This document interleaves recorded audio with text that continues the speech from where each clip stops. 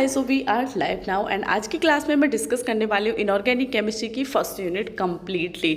तो वीडियो को एंड तक ज़रूर वॉच करिएगा। आपके जो भी डाउट है फर्स्ट यूनिट से रिलेटेड वो सभी आज की इस वीडियो में एंड हो जाएंगे। जब आप एंड में वीडियो करोगे विदाउट स्किपिंग तो आपको पता चलेगा कि ये क्लास कितनी यूजफुल है, क्योंकि मोस्ट इंपॉर्टेंट टॉपिक शेयर करूँगी, रिविजन हो जाएगा। अगर आपने कोई टॉपिक छोड़ भी दिया है तो अब वो मिस नहीं होगा। रिविजन में वो सभी टॉपिक मैं आप सबके साथ कराने वाली हूँ, क्योंकि एग्जाम आने वाले हैं।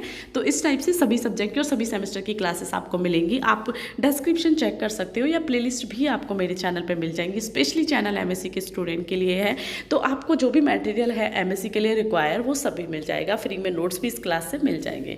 तो अगर हम बात करते हैं फर्स्ट यूनिट की, इसमें जो भी आपके मोस्ट इंपॉर्टेंट टॉपिक है वो मैं डिस्कस करने वाली हूँ।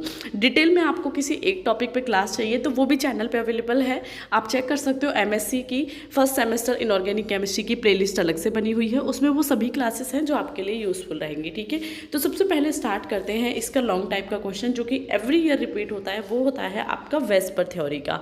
वेस्पर थ्योरी, उसकी लिमिटेशंस और रूल्स क्या है वो सब आपको डिस्कस करने हैं इस क्वेश्चन में।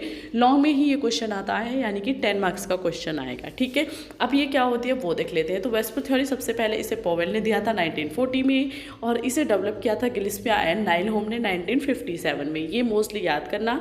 एंड देन होता है कि जो वेस्पर थ्योरी है उसे हम यूज़ करते हैं to predict the geometry of molecule of simple covalent molecule. यानी कि जब किसी भी सिंपल कोवेलेंट मॉलिक्यूल की ज्योमेट्री जाननी होती है तो वहाँ हम वेस्पर थ्योरी के जो रूल्स हैं उन्हें इंक्लूड करते हैं। The electron pair used in formation of covalent bond and bond pair and those which is not used is called lone pair of electron। यानी कि ये थ्योरी दो तरह से काम करती है, एक बीपीएस और एक एलपीएस। बीपीएस हम बोलते हैं जो कि बॉन्ड फॉर्मेशन में आपके इलेक्ट्रॉन यूज होते हैं, उन्हें बॉन्ड पेयर। ठीक है, देन है आपका लॉन पेयर ऑफ इलेक्ट्रॉन जो हम बोलते हैं जो कि आपके बॉन्ड्स फॉर्मेशन में यूज नहीं होते हैं। And Gillespie has propose the following rules to explain the geometry of molecule. यानी कि गिल्सपिया ने कुछ 6 to 7 रूल्स दिए थे जिनके अकॉर्डिंग हम किसी भी मॉलिक्यूल की जो ज्योमेट्री है उसे सर्च कर सकते हैं। क्लियर हुआ? लॉन्ग टाइप का है, रिविजन करा रही हूँ। बिल्कुल डिटेल में जाना है वेस्पर थ्योरी पे तो लिंक वीडियो के डिस्क्रिप्शन में है, देख सकते हो। हर एक टॉपिक पे स्पेशल क्लास भी है जिससे कि आपको कोई भी डाउट ना रहे।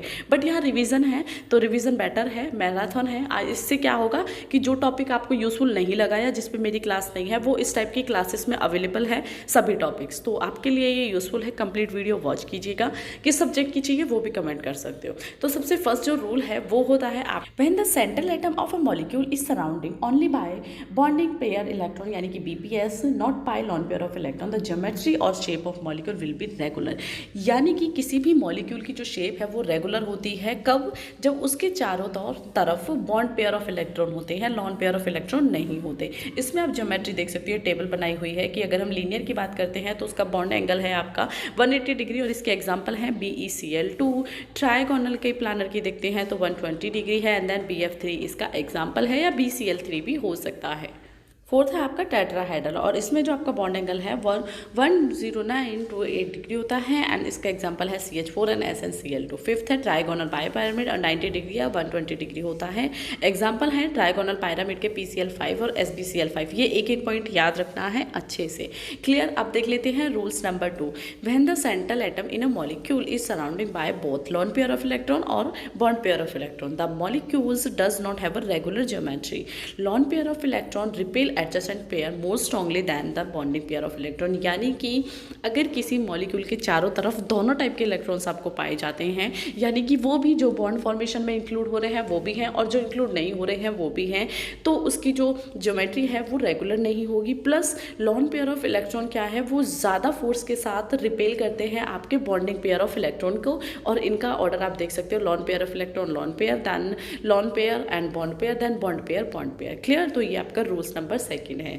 रूल नंबर 3 है the bond angle decrease as the number of lone pair of electrons on the central atom increase. यानी कि बॉन्ड एंगल घटता जाता है जैसे जैसे लॉन पेयर ऑफ इलेक्ट्रॉन की जो सेंट्रल एटम के चारों तरफ हैं वो बढ़ते जाते हैं। यानी कि अगर किसी मॉलिक्यूल के चारों तरफ लॉन पेयर ऑफ इलेक्ट्रॉन ज़्यादा हैं तो उनके जो बॉन्ड एंगल है वो कम होता जाएगा। फॉर एग्जांपल आप देख सकते हो मॉलिक्यूल है CH4, तो इसमें जो नंबर ऑफ लॉन पेयर है वो 0 है, तो इसका बॉन्ड एंगल ज़्यादा होगा, यानी कि 109.5 मिलेगा। देन NH3 का देख सकते हो तो 1 है तो आपका बॉन्ड एंगल कम हो जाएगा। Then lone pair of electron बढ़ेंगे तो अगेन बॉन्ड पेयर कम हो जाएगा, सॉरी जो वो है आपका बॉन्ड है एंगल है वो कम होता जाएगा। अब रूल नंबर 4 है smaller the electronegativity of the central atom ion is smaller the bond angle, यानी कि किसी भी मॉलिक्यूल के चारों तरफ अगर इलेक्ट्रोनेगेटिविटी कम है सेंट्रल मेटल आयन की, तो जो बॉन्ड एंगल है वो भी कम ही होगा, यानी कि वो अपोजिट नहीं होगा, बॉन्ड एंगल भी कम होगा तो इलेक्ट्रोनेगेटिविटी भी डायरेक्टली कम होगी। Due to this fact that the position of BPS has been move, यानी कि जो बॉन्ड पेयर ऑफ इलेक्ट्रॉन है उनकी जो सिचुएशन है वो वहाँ से मूव कर जाएगी। और यहाँ पे इसके एग्जांपल देख सकते हो, Pi3, देन है PBr3 एंड PCl3। अब आ जाता है rule number 5, the repulsion of BPS decrease with increasing electronegativity of atom, यानी कि जैसे जैसे बॉन्ड पेयर का अगर रिपल्शन डिक्रीज होगा तो इलेक्ट्रोनेगेटिविटी इंक्रीज होगी। क्लियर हुआ। देन 6 पॉइंट है, bond angle involving multiple bonds are generally larger than those not involving in single bond, यानी जिस बॉन्ड एंगल में मल्टीपल बॉन्ड्स यूज़ हुए हैं वो ज़्यादा लार्ज होते हैं आपके सिंगल बॉन्ड्स के मुकाबले। However the multiple bonds do not affect the geometry of molecule, यानी कि मल्टीपल बॉन्ड से डायरेक्टली ज्योमेट्री मॉलिक्यूल की अफेक्ट नहीं होती है। 7 पॉइंट है, repulsion between electron pair in filled shell is greater than that is incomplete shell, यानी कि रिपल्शन अगर किसी भी फिल्ड शेल में होगा तो वो ग्रेटर होगा। ये आपको भी पता है इनकम्प्लीट शेल से, अगर आपने पढ़ा है कि जब हम इलेक्ट्रॉन का डिस्ट्रीब्यूशन करते हैं क्लासेस में तो सीधी सी बात है रिपल्शन उसी में ही ज़्यादा होगा जिसमें आपके जो इलेक्ट्रॉन हैं वो फिल्ड होंगे। अब इसमें जो आपका शॉर्ट टाइप में भी क्वेश्चन आ जाता है वो है लिमिटेशंस ऑफ वेस्पर थ्योरी। तो सबसे फर्स्ट लिमिटेशन देख लेते हैं, VSEPR theory does not explain the shape of molecule having very polar bonds, यानी कि शेप ऑफ मॉलिक्यूल हम सर्च तो कर सकते हैं बट वेस्पर थ्योरी ने ये नहीं बताया है अपने रूल्स में कि किसी मॉलिक्यूल जिसमें वेरी पोलर बॉन्ड्स हैं उनकी हम ज्योमेट्री कैसे सर्च कर सकते हैं। For example Li2O should have the same structure as H2O but it is linear, यानी कि वेस्पर थ्योरी कहती है कि H2O की जो शेप है वो आपकी Li2O की तरह होनी चाहिए, बट यहाँ पे अगर हम देखते हैं तो Li2 की जो O की जो शेप होती है वो लीनियर होती है, तो वो कैसे है उसे एक्सप्लेन करने में फेल हो जाती है वेस्पर थ्योरी।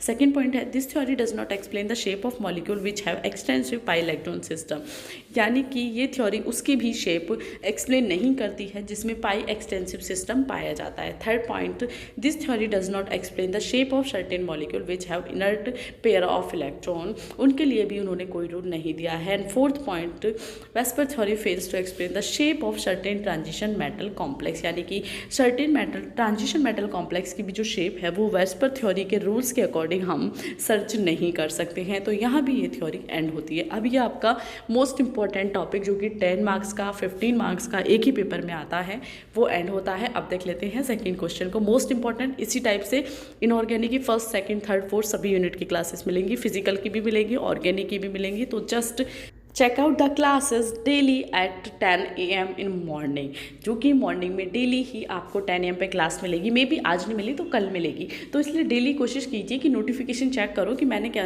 कौन सी क्लास अपलोड की है। अब यहाँ पे आ जाता है कि वेस्पर थ्योरी के एप्लीकेशन क्या क्या हैं। एप्लीकेशन भी आपको उस लॉन्ग टाइप में लिखने हैं, अलग से भी पूछा जा सकता है शॉर्ट टाइप में, तो वहाँ भी आपको एप्लीकेशन बताएं। सबसे फर्स्ट है कंडीशन फॉर रेगुलर ज्योमेट्री, यानी कि किसी मॉलिक्यूल की रेगुलर ज्योमेट्री है तो उसके लिए क्या क्या रूल्स है। सबसे फर्स्ट है कि जो मॉलिक्यूल है वो बॉन्डेड होना चाहिए सिमिलर एटम की तरह। सेकंड है जो एटम है वो आपका सराउंडेड होना चाहिए बॉन्ड पेयर ऑफ इलेक्ट्रॉन के थ्रू, ना कि लॉन पेयर ऑफ इलेक्ट्रॉन के थ्रू। थर्ड पॉइंट है रेगुलर शेप के लिए कि all the bond length should be same, यानी कि बॉन्ड लेंथ सभी की सेम होनी चाहिए। और फोर्थ है जो central atom should be bonded to other atom by single bond, यानी कि जो बॉन्डिंग पाई जाती है अगर रेगुलर शेप है किसी मॉलिक्यूल की तो वो सिंगल बॉन्डिंग ही पाई जाएगी। अब सेकंड है condition for irregular geometry. Irregular geometry कब कब हो सकती है, उसके लिए क्या रूल्स है। सबसे फर्स्ट है the central atom of molecule should be bonded to dissimilar atoms, यानी कि जो सेंट्रल एटम है मे बी उसके चारों तरफ अलग अलग एटम्स भी पाए जाएँ। Second, the central atom should have one और मोर लॉन पेयर ऑफ इलेक्ट्रॉन, इनके चारों तरफ एक या एक से ज़्यादा लॉन पेयर ऑफ इलेक्ट्रॉन होते हैं जो कि रेगुलर शेप में बॉन्ड पेयर होते थे। ठीक है, कन्फ्यूजन नहीं रखना, ऐसे टाइप से पॉइंट्स को डिस्कस करो तो आपके क्या है माइंड में भी रहेगा। एक बार में क्लास समझ नहीं आ रही दोबारा देखो, 2 बार देखोगे तो एक यूनिट एक ही बार में कंप्लीट हो जाएगी। अब है prediction of shape of molecule. तो on the VSEPR theory the geometry of molecule is predicted as follows. First, first count the number of valency electron and then write down the Lewis structure for a molecule ion. यानी कि ये कहते हैं कि सबसे पहले क्या करो, वैलेंसी इलेक्ट्रॉन को काउंट करो और उन्हें लुईस स्ट्रक्चर की तरह लिखो। सेकंड है from the Lewis structure find the number of unshared electron pair and number of bond form.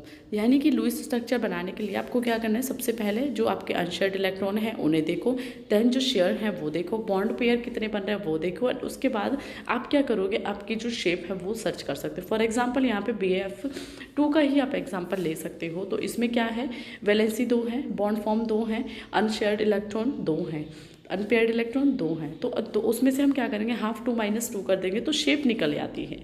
Clear.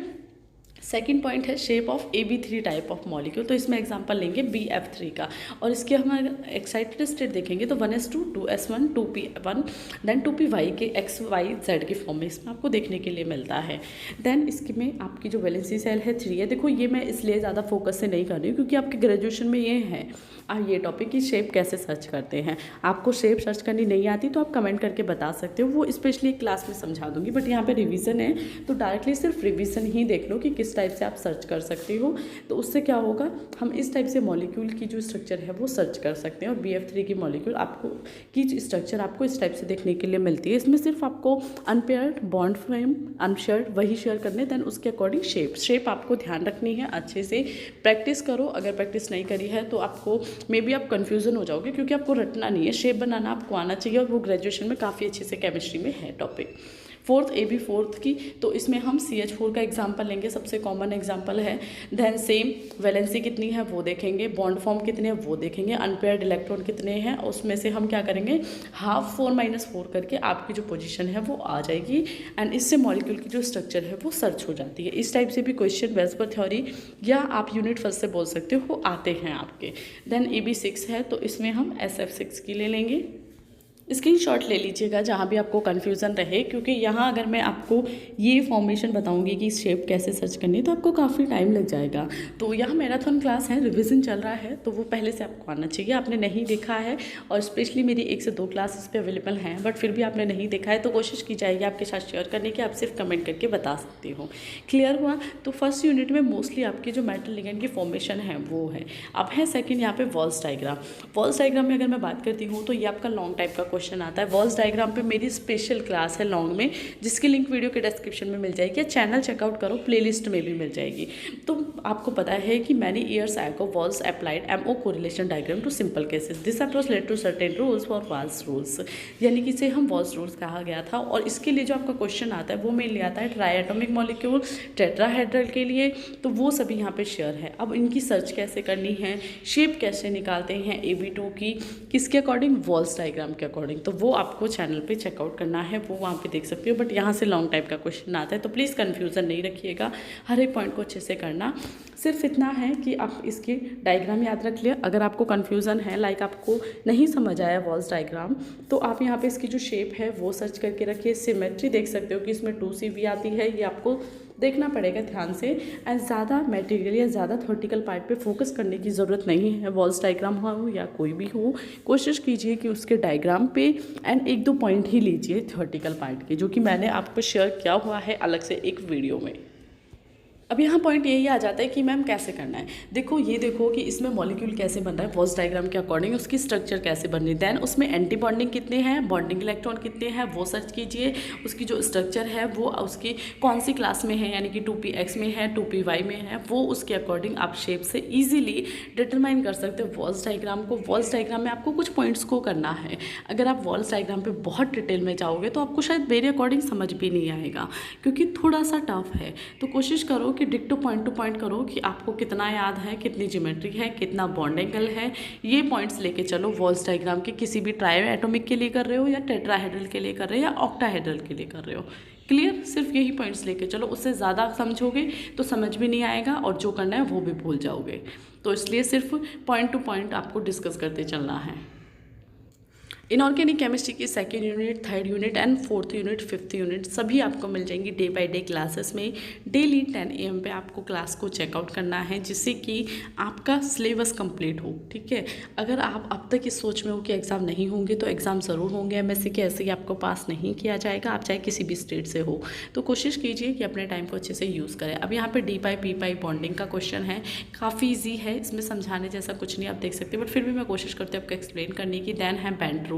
ये दोनों क्वेश्चन आपके शॉर्ट में आते हैं या लॉन्ग में आते हैं, तो क्या होता है दोनों साथ में आ जाते हैं, तो दोनों को एक्सप्लेन करने के बाद इतना मटेरियल हो जाता है कि दोनों को मिला के एक लॉन्ग बन जाता है। तो उस टाइप से आपको बेंड रूल करना है एंड आपकी जो है डी पाई पी पाई बॉन्डिंग करनी है। सभी पे एक टॉपिक पे आपको डिटेल में क्लास चाहिए तो ऑलरेडी अवेलेबल है चैनल पे, प्लेलिस्ट चेक कर लेना। इनऑर्गेनिक की या ऑर्गेनिक की भी चाहिए तो थोड़ा सा टाइम दीजिए, चैनल को चेकआउट कीजिए, डेली क्लासेस को, आपका कंप्लीट सिलेबस इस चैनल पे हो जाएगा। So thank you for watching.